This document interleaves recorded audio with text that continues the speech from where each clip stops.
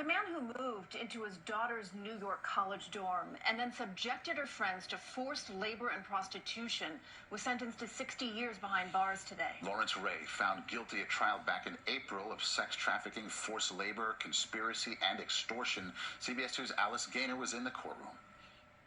A judge told Lawrence Ray his crimes were particularly heinous. He demoralized and brainwashed victims, employing methods of psychological terror, beating, torturing, starving, and sexually degrading them, telling Ray he used his charm, exaggerated sense of self, and intelligence to rob victims of their money and self-worth. Ray was an ex-convict who moved into his daughter's dorm at Sarah Lawrence College in 2010. Students testified he lured them in with stories of his political connections and acted as a father figure. He conducted his own therapy sessions with them, groomed and abused them, alienating them from their parents. One said she became a sex worker 7 days a week to pay him back after he convinced her she had poisoned him. She paid him about $2.5 million. Through a statement her former attorney read today, she said she was subjected to unremitting sadistic torture and that today she barely has the energy to exist.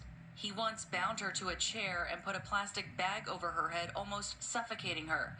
The prosecution asked for a life sentence. They also noted one student was made to slap himself until his face was swollen.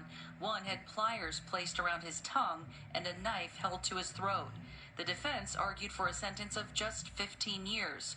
Ray himself spoke, but only to talk about his health and harsh prison conditions. His attorneys say he was instructed not to show remorse due to appeals. The judge said a punishment of 15 years would not begin to capture the gravity of his crimes, and that his argument of harsh prison conditions was ironic, given the torturous conditions inflicted on the victims.